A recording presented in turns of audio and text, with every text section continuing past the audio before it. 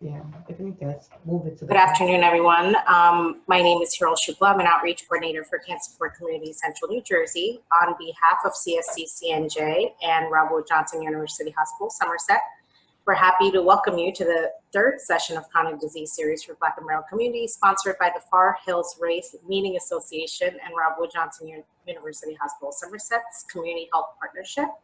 During today's diabetes session, you will learn the importance of managing diabetes to improve one's overall health. Our presenter today is Welda Joseph. She is an advanced practice nurse and diabetes educator for Diabetes Education Center at the hospital itself. Thank you for joining us, and I will hand it over to Welda. Okay. Hello, everyone.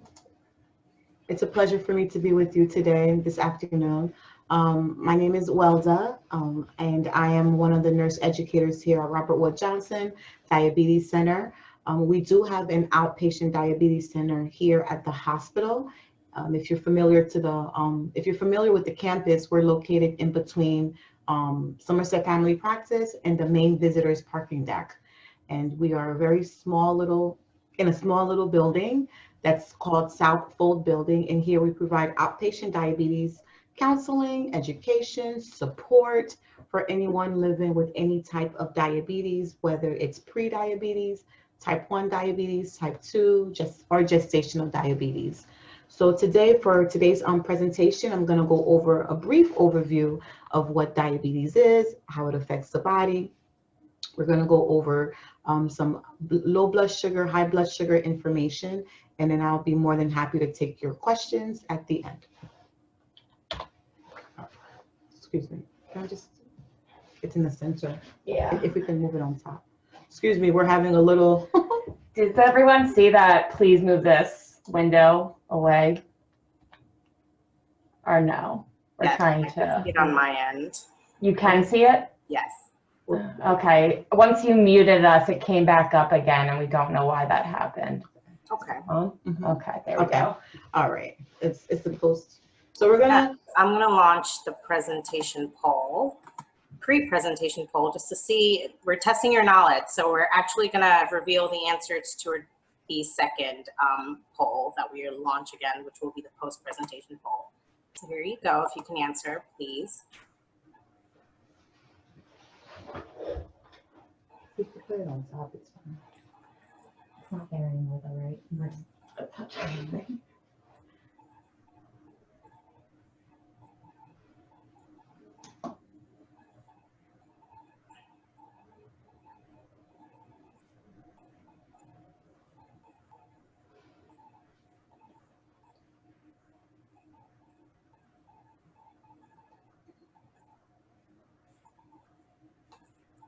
We saw people answering.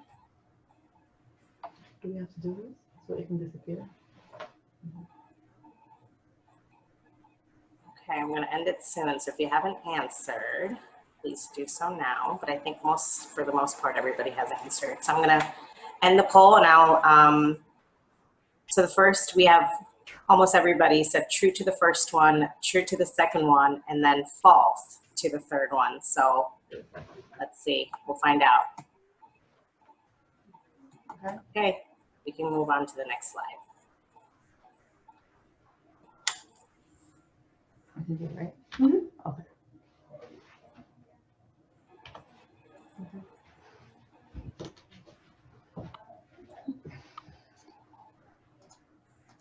Okay, here it is. Okay, all right, everyone. We're getting this. Just bear with us a little bit. Okay, what is diabetes? First question, what is diabetes? It's a very important question that I always like to open up my introduction and ask my patients. And what diabetes is a disease in which your blood sugars are too high. It's when we have too much sugar in the bloodstream. So the next good question is, where does sugar come from? Glucose comes from the foods that we eat. There is a hormone in our body that's called insulin, and insulin helps the glucose get into your cells to give them energy. Your body's main source of energy is glucose, and glucose is a type of sugar. You get this sugar from foods. So the foods that we eat turns into sugar, and there's also sugar that is made in our liver. So let me summarize this a little bit more. So when we eat we eat every single day, and we eat all different types of foods. So the foods that we eat goes into our digestive tracts, go into our small intestines, and a lot of this food gets broken down into sugar.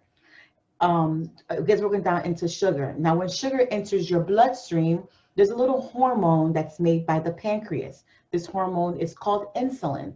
And what insulin does, it helps open up your cells so that the sugar can go from your bloodstream and into your cells, so your cells can use it for energy.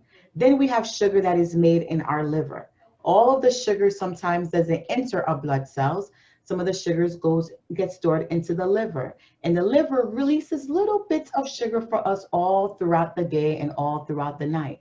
However, when someone has diabetes, the liver sometimes get a little confused, what I call it, and it releases too much sugar to the rest of the body. There's different types of diabetes that you may have heard of, one of which is called type 1. A person who has type 1 diabetes is when their immune system mistakenly treats their cells that make insulin as invaders and destroys them. This can happen over a few weeks, months, or years. It's when the beta cells are destroyed, and the beta cells are cells that are produced by the pancreas, and the pancreas stops making insulin, or it makes so little insulin that you need to take insulin to live. Type 1 diabetes most often occurs in young people, but it can also appear in adults. The CDC estimates that nearly 1.8 million people have type 1 diabetes, including 187,000 of people are children and adolescents. So in type 1 diabetes, your pancreas either does not make any insulin, or it makes such little amount of insulin that your cells cannot even use it. Remember, these group of people must take insulin forever. They will take insulin for the rest of their life. There's another group called prediabetes. Now, in prediabetes, this is a condition in which your blood sugar is high, but it's not high enough to be diagnosed as type 2 diabetes. So this is pretty much the phase where you can reverse diabetes.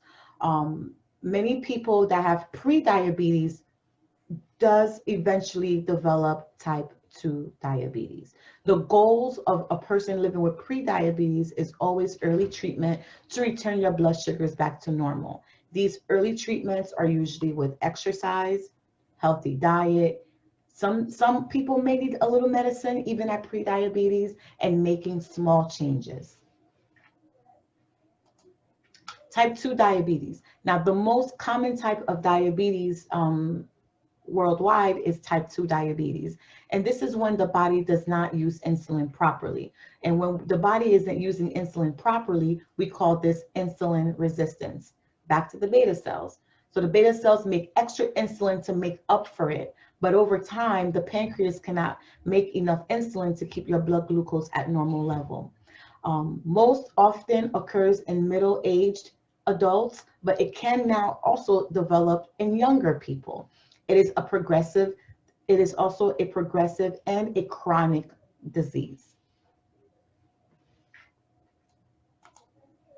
Risk factors for type 2 diabetes: having family history, lack of physical activity, high blood pressure.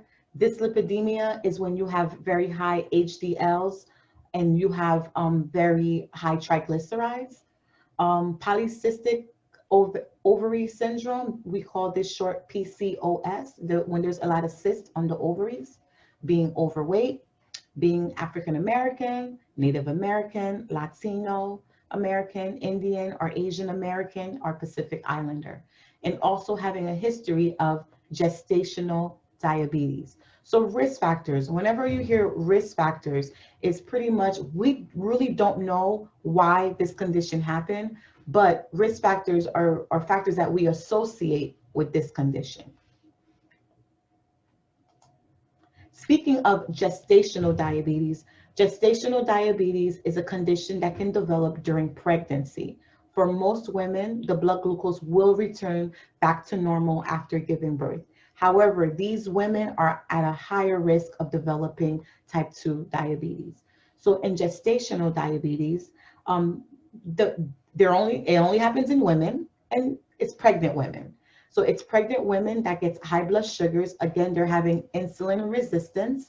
It usually occurs in women who do not have diabetes, right? If the woman has never had diabetes and her blood sugars are elevated during pregnancy, she is considered to have gestational diabetes. And once again, once she gives birth, for most women, their blood sugars will come right back to normal. However, there's a lot of complications associated during the whole birthing process because of the high blood sugars.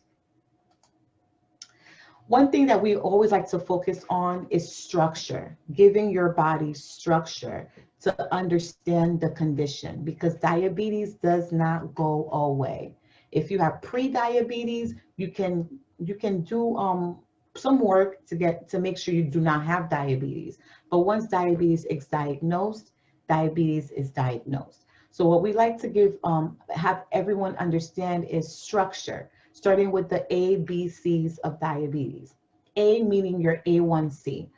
Every one of us who is an adult at some point should have gotten a A1C test. Your doctor may have called it the hemoglobin A1C.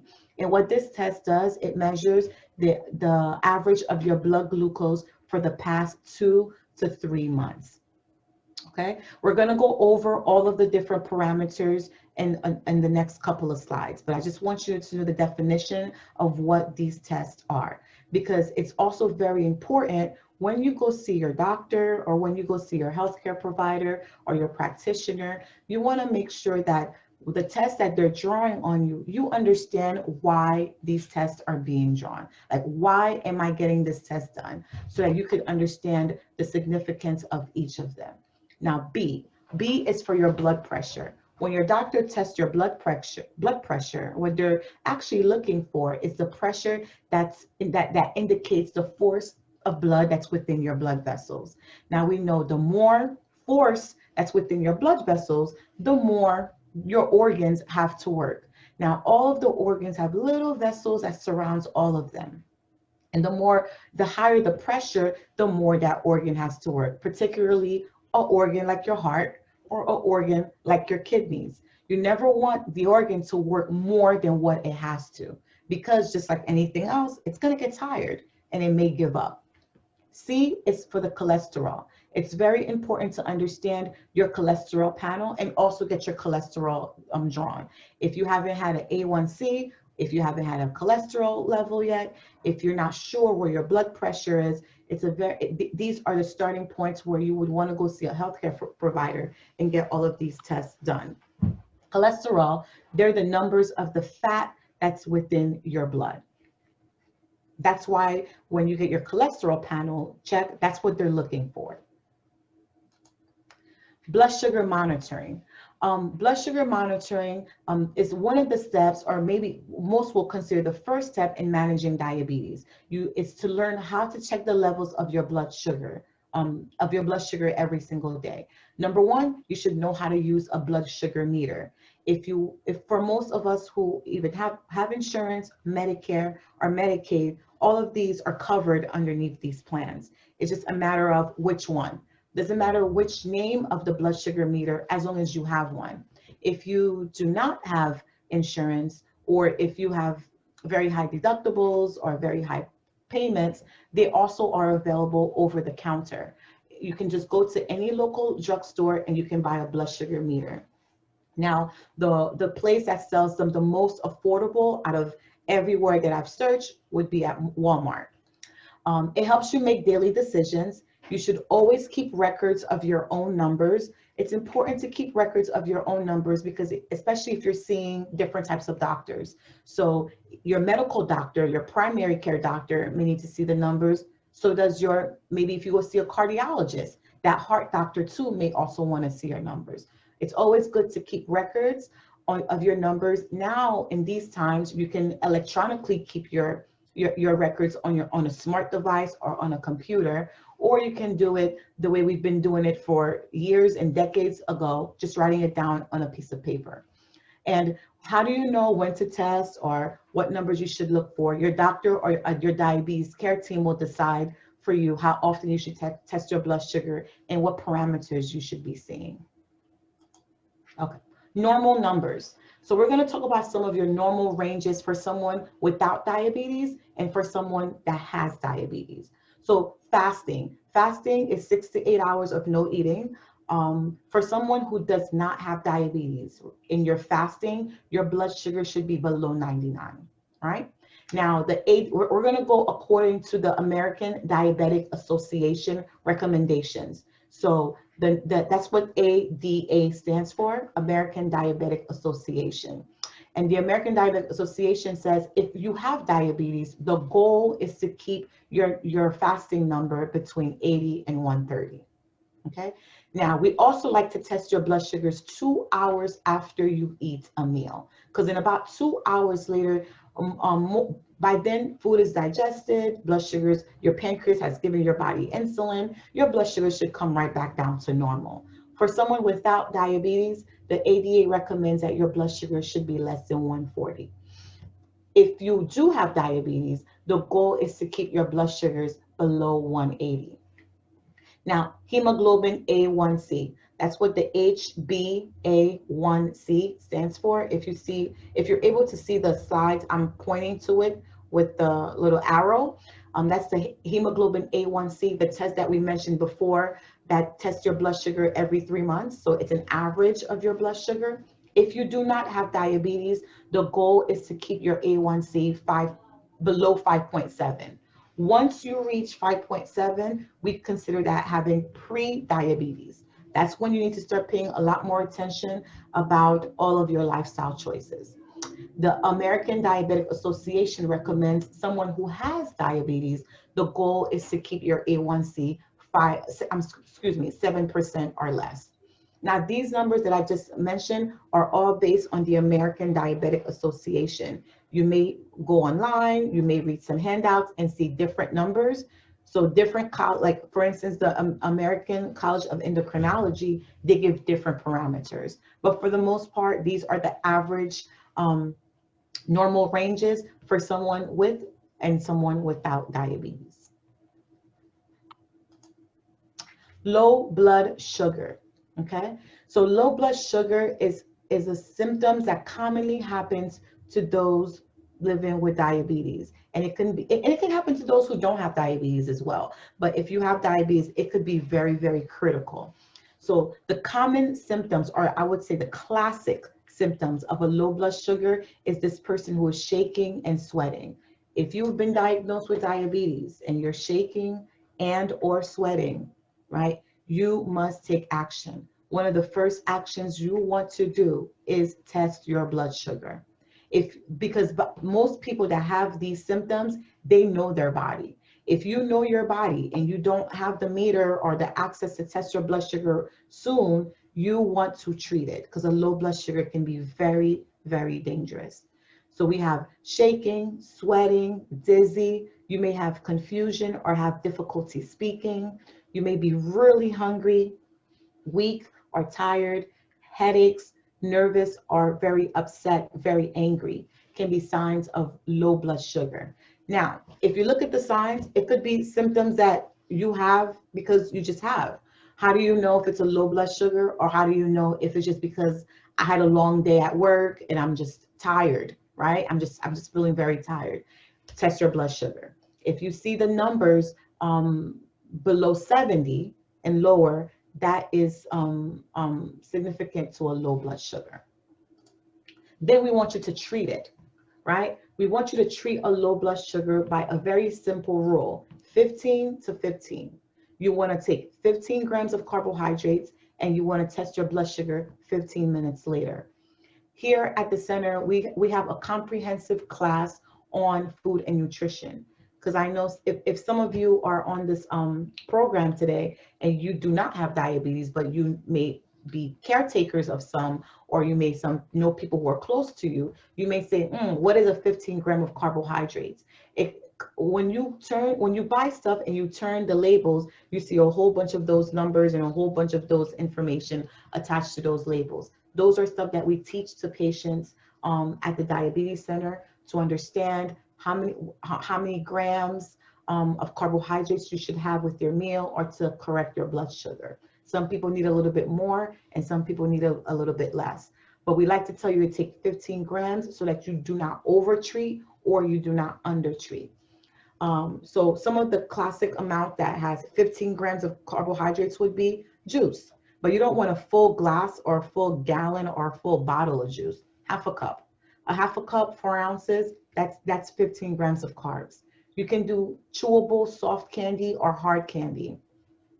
2 to 3 pieces of it will elevate your blood sugar. You can do some regular sugar, like a packet of sugar or a tablespoon of sugar will elevate the blood sugar, or also honey. Some of the others that you can do are you can have a piece of fruit, a small piece of fruit. You can have even cake icing. Those two will all elevate your blood sugar. What we don't want you to have that are sweets, anything coated with chocolate, you want to stay away from anything that has a lot of fat in them. Chocolates, cookies, donuts, pastries, all of those sorts, you want to stay away from them when it comes to elevating your blood sugars. High blood sugar. High blood sugar too is very, very dangerous for the body, of course. Symptoms of high blood sugar is feeling very hungry, urinating often, blurry vision. If you're noticing high blood sugars on your meter, your limbs are tingling, your hands, your toes, your feet, they're painful. Numbness, tingling, pain are all signs of high blood sugar, and feeling very thirsty. Now, what we recommend you to do if you're noticing high blood sugars is drink water to stay hydrated. Drink lots of water, 8 to 10 glasses a day. I tell you, drink lots of water, hydrate your body, hydrate your cells. You'll pee it out, you'll sweat it out. You'll sweat out the excess sugar. Take your medications as prescribed.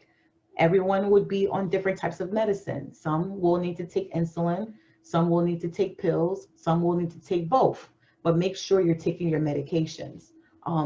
We find a lot of people who come into our center, when their blood sugars starts to get better, they stop taking the medicine, or they cut some of the medications out. No, continue to take your medications, continue to test your blood sugars, continue to get your blood works repeated, and then your healthcare provider will decide if it's something you will need to stop taking. Check urine for ketones. I know some of you are wondering, ketones, what is that?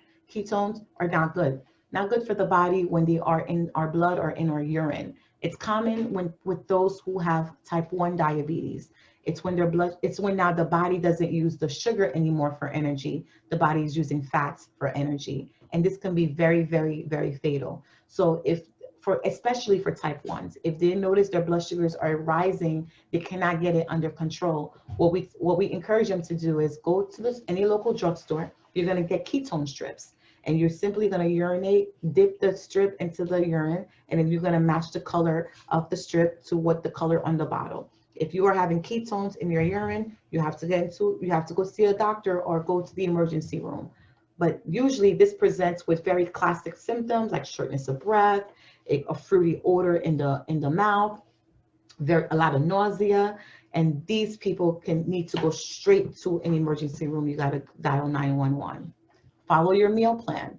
Following your meal plan will also help you keep your blood sugars under better control, because then you will now learn how to balance the amount of carbohydrates in your diet. Always prepare for sick days. Sick days don't ring a bell when they're coming to visit you. They just show up. So always prepare when you're not feeling well. Make sure you have food to keep you hydrated. Make sure you have enough medications. You should not stop taking your medications unless your blood sugar is dropping very low. And you should always have a plan set up with your healthcare provider. Meaning, if I have a cold, what should I do? If I'm vomiting and I'm unable to eat, what should I do? All right. But usually the sick days are plans that you prepare in advance with your doctor, so that in the event you become ill, you know exactly what to do. Okay. Medication management. So for those who live with diabetes, most will be on some sort of medications. Medications comes in all different types of ways. Type 1 means you're using insulin. So if you have type 1 diabetes, you will be taking insulin, and you'll be taking insulin for life. You can either inject insulin or you can use insulin through an insulin pump. I'll discuss that a little bit later. Type 2 treatment, it depends on the patient. So many people with patients with type 2 diabetes may end up needing insulin, unfortunately, at some point because of the overwork of the pancreas. But some people may need pills, some may need insulin, some may need both pills and insulin, and some are on none, depending on you, depending on your body. So oral medications, there's a whole bunch of oral medications that do a lot of different things for the body, depending on the person. There's insulin injections. Insulin injections, you can use it either through a pen, or you can, or as the picture shows on the top, or you can use it through a vial and a syringe. Insulin pumps. Insulin pumps is this person wearing the jeans. So it looks like a little beeper, like beepers from back then, and they pre-filled the insulin inside of a little chamber, and this pump delivers insulin to this person continuously. So it's a patient operated device. It comes with a lot of training. It comes with a lot of instructions. It's not something that we put in the mail and ship it to you. No, there's a lot of classes that comes with this, using this device. There's a lot of responsibilities that comes with using this device. But many people walking around like you and I, some of them have this pump, you would never know the difference. They sometimes keep it on their pants pocket. They'll keep it tucked sometimes in their bra, and it continuously infuses insulin to them. They program it. Some of them now even shut off. So if they notice your blood sugars is dropping, it'll shut off. It pretty much mimics your actual human pancreas. It works just like that. That's the whole purpose of it. And there is one other type of insulin that is not injectable, and there is no absolutely insulin that's oral. There is one that is inhaled. It's an inhaled version of insulin that still requires some sort of injection as well. Diabetes and exercising. So most adults should engage in about 150 minutes a week or more in some moderate, intense aerobic activity. We always encourage everyone to get physically active.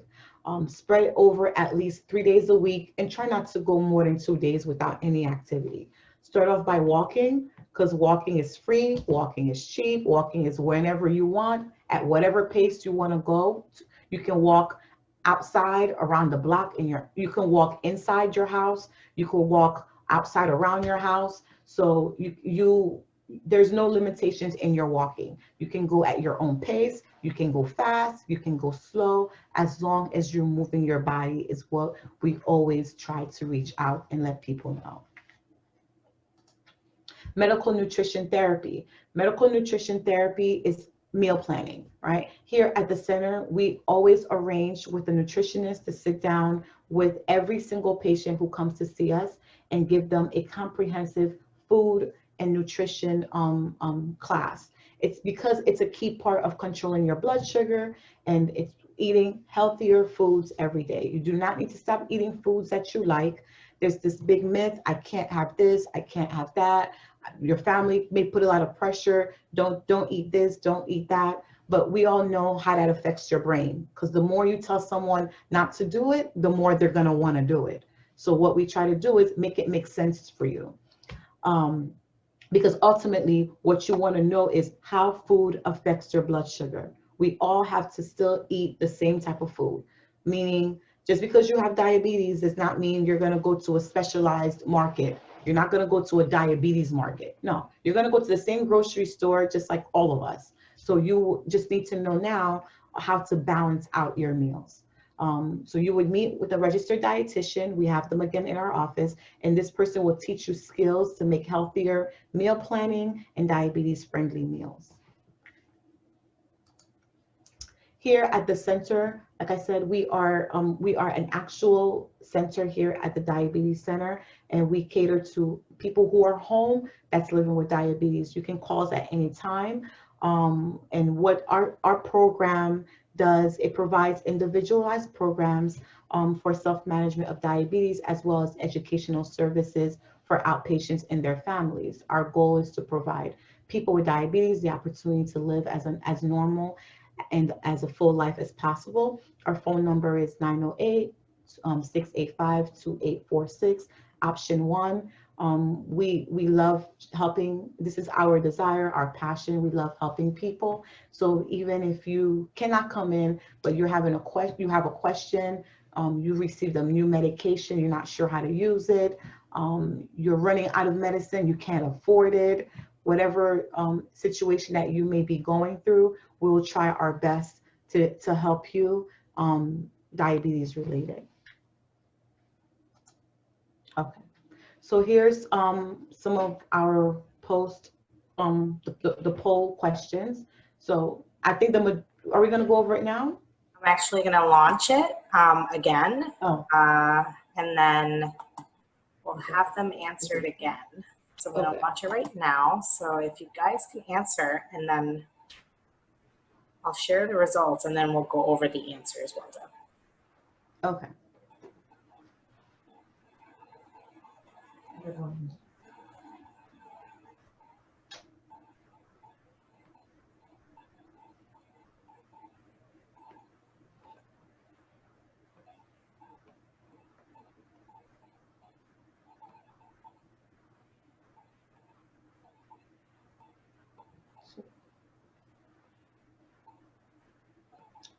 Should I answer or no?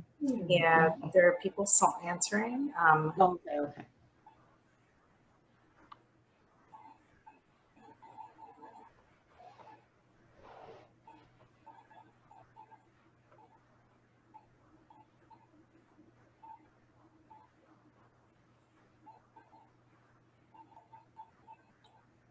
And also, if anybody has any questions, please feel free to just put them in the chat box, and I can ask Welda after the poll.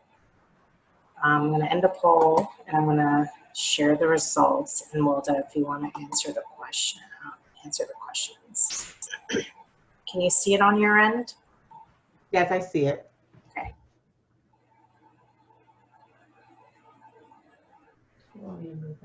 No, I see the question. Okay. So let's go over the poll questions.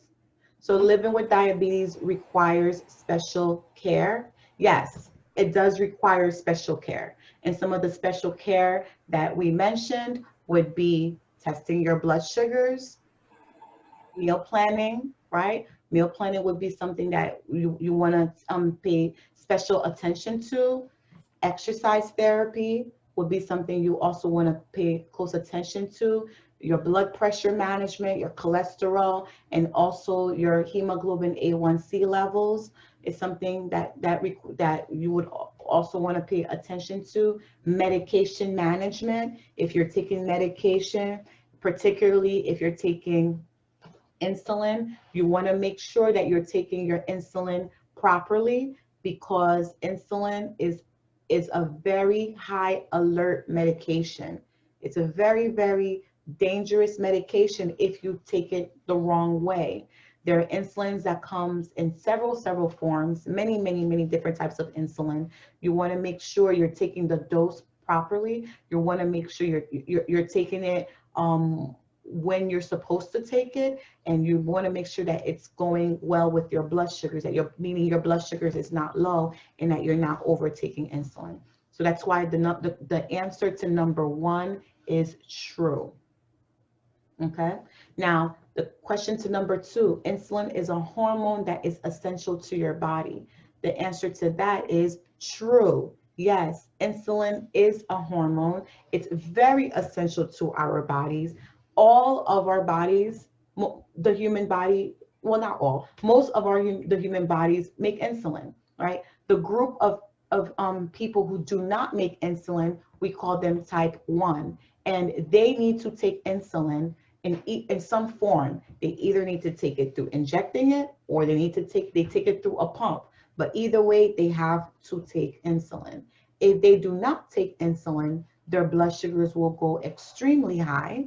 If their blood sugars go extremely high, it can damage their organs and cause death.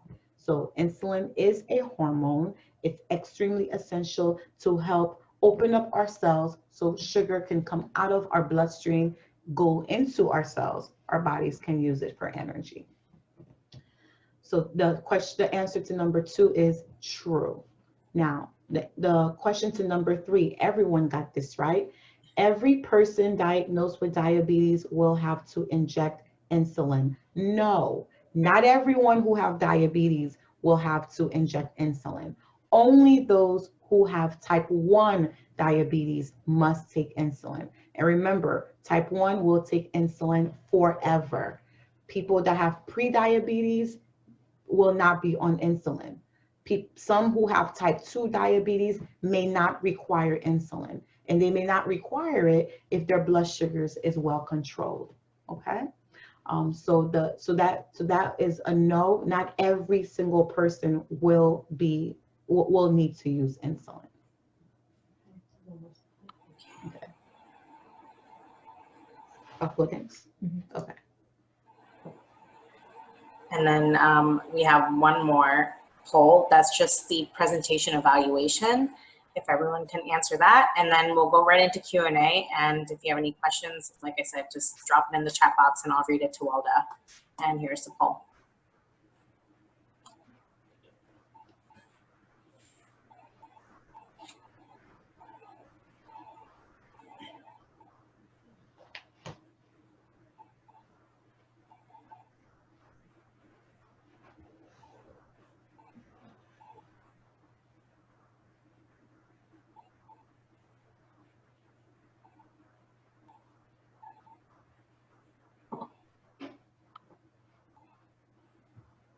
No questions? No questions in the chat box. Or anything that you would like for me to review? Or anything that you've experienced and you're not sure why you experienced it? Yeah, you can definitely unmute yourself and say it out loud too if you want. That's perfectly okay. Or you can also just write the question in the chat box. Other people still answering the poll too.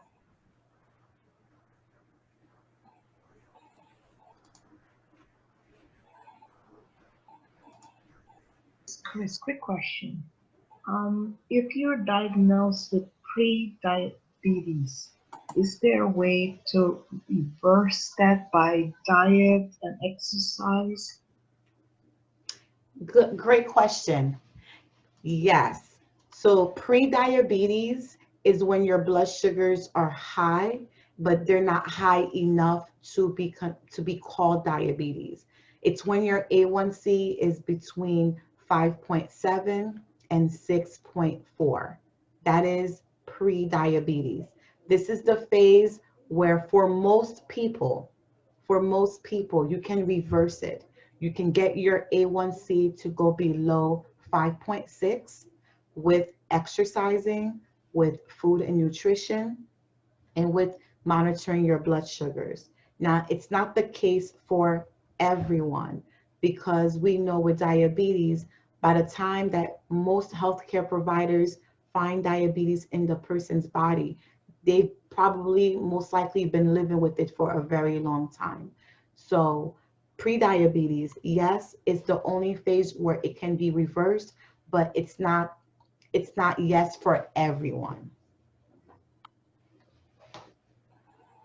Thank you. You're welcome. And the next question is, your program is in Somerset. I'm originally from New Brunswick area. The only community you serve. I live in South Jersey.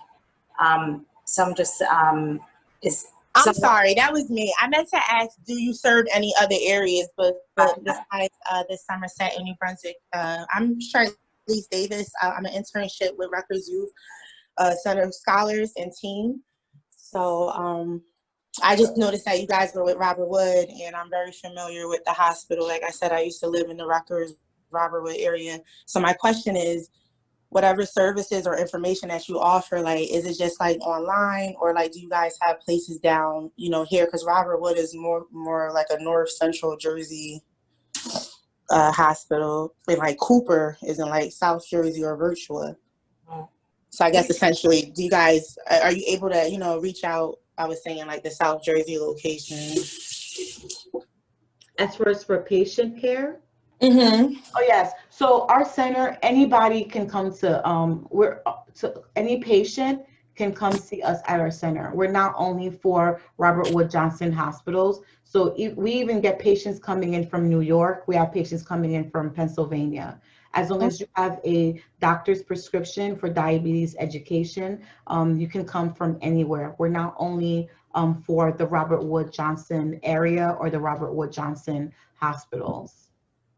Okay, so essentially, like, somebody will see you only after, you know, they get actual testing from their primary physician, and then it's like they would be referred Yes. to your services, or if we knew of your services, then we would ask our physician. So number one, you must have a diabetes diagnosis. Okay. Right. So which means that you must have gone to a physician that diagnosed you with either type 1, type 2, pre-diabetes, or gestational diabetes. And once you have gotten a diabetes diagnosis, we are a consultation. So then you would be referred to us for diabetes management, and wherever you at with your diagnosis is where we would pick up. And we do need a prescription from a doctor. It's not an insurance thing. It's just that it's a communication thing. We just need to know, in case we have recommendations, who's managing you, who's following up with you, and giving you the appropriate. So it's a continuum of care. Okay. All right. No, thank you. Thank you. Absolutely. And the next question is there a certain amount of carbs you should consume at each meal if you're pre-diabetic?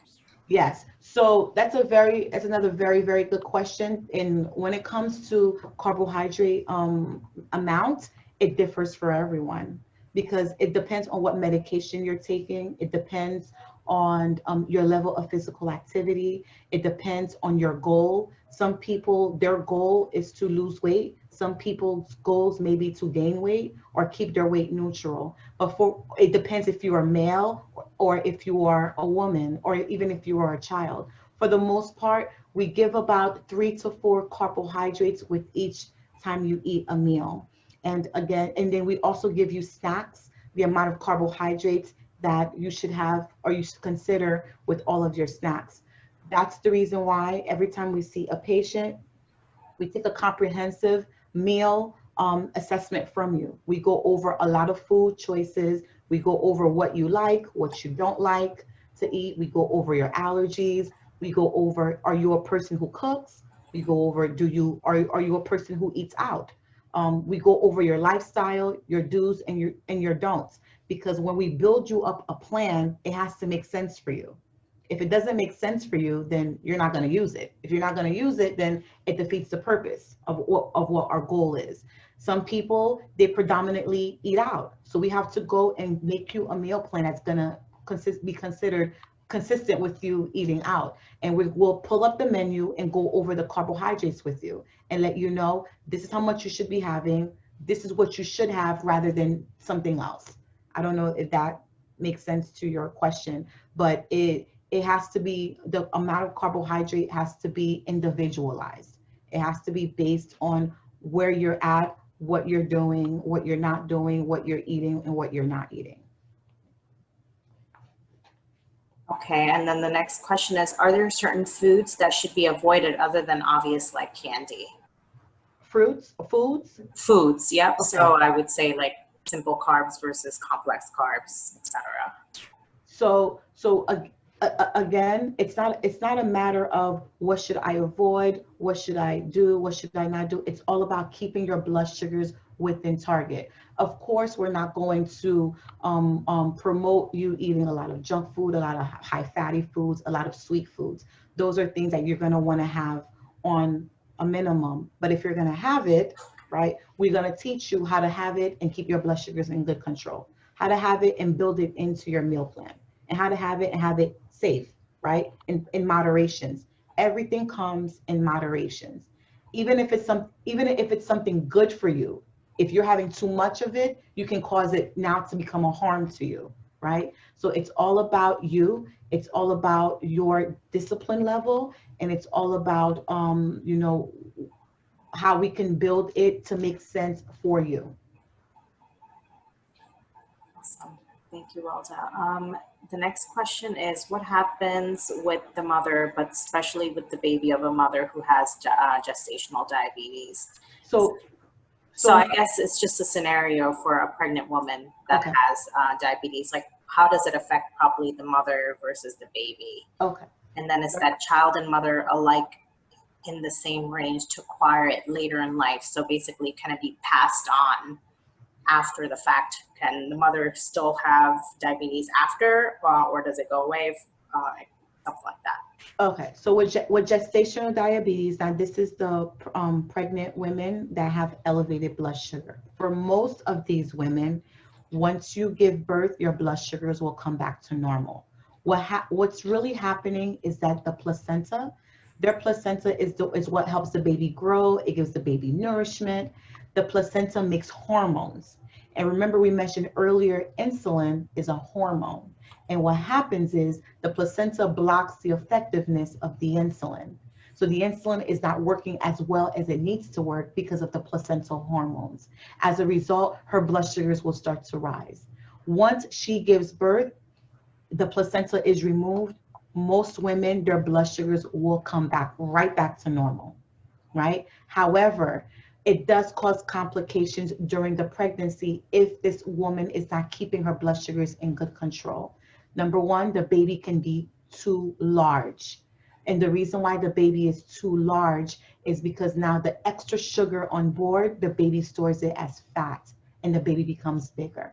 A bigger baby may not be able to go through the vaginal canal. They can get stuck, they can have respiratory problems, they can become jaundice. And also, baby's blood sugar too can also drop. Baby's blood sugar usually can also drop once they are born because now their body's pancreas is going into overdrive, have to work harder. And then when they're born, now this pancreas doesn't have that as much sugar going in the body, their blood sugars may drop. And that we always expect that, so we're already prepared for that. Now, mommy, her biggest risk factor would be type 2 diabetes. Many of these women, they go on later on and they may develop type 2 diabetes because of that insulin resistance that they were experiencing. So we always inform mommy, make sure you continue to watch what you eat, make sure you continue to stay active, make sure you're following up with your medical doctor, getting your blood works drawn, making sure you're keeping your weight in better control. Most babies that have mommies that have high sugars, research and studies have shown that babies do not end up having diabetes themselves.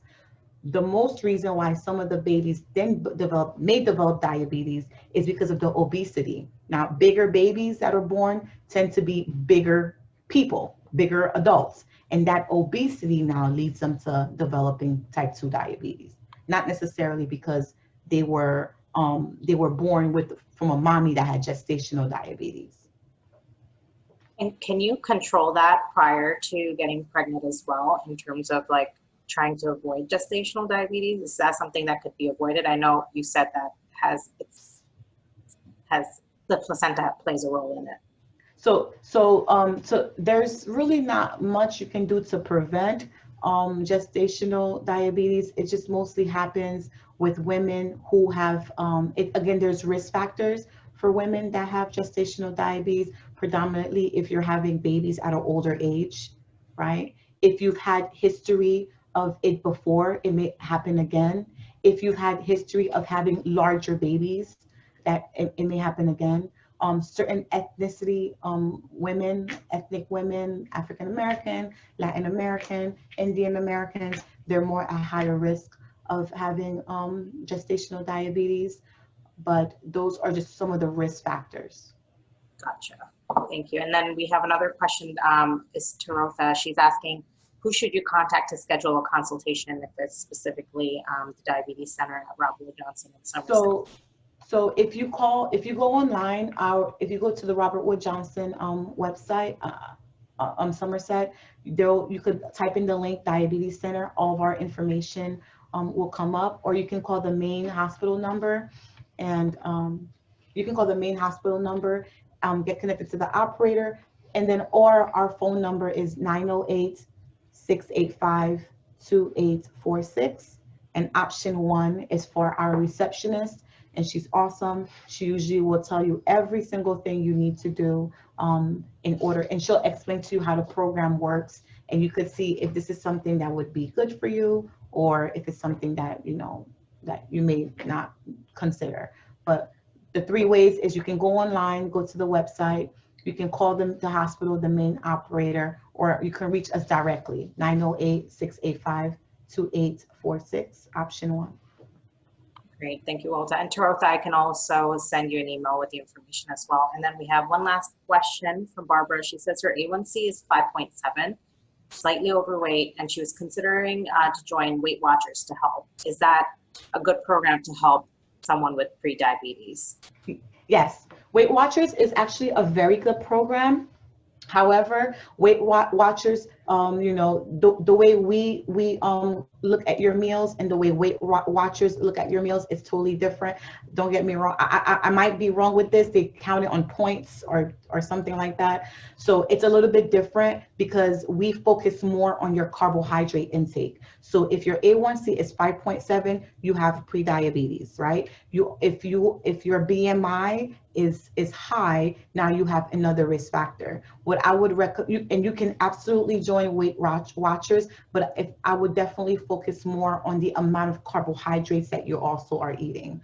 Okay, I don't know if the Weight Watcher program, if they focus a lot more on your carbs, or if they really focus a lot more on you just losing weight.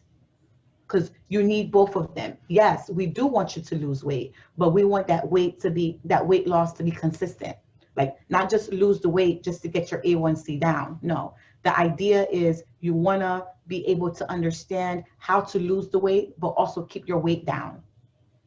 So it's not just a goal of me just losing weight and I'm done, because what's going to happen then in 6 months or in 8 months or in a year? You got to understand how your body is able to process and handle all of that. So I would also encourage you, along with the Weight Watcher, get with a dietitian, particularly one in your area or if you're close by, you can give us a call. I'll give you more information, particularly a dietitian who understands diabetes management, right? To get you on a meal plan, to get you in the right amount of carbohydrate intake for your meals, and then you can continue on with your Weight Watcher plan. Thanks, Welda. And then we have another question is if gestational diabetes is related to the placenta, why are these women more susceptible to acquiring diabetes later in life? Because now they've developed insulin resistance. So insulin resistance, remember, is your cells and your insulin, they're not working properly. So now that this insulin resistance has occurred in the body, now they are now at higher risk. High risk does not mean that every woman is going to develop diabetes later on in life. No.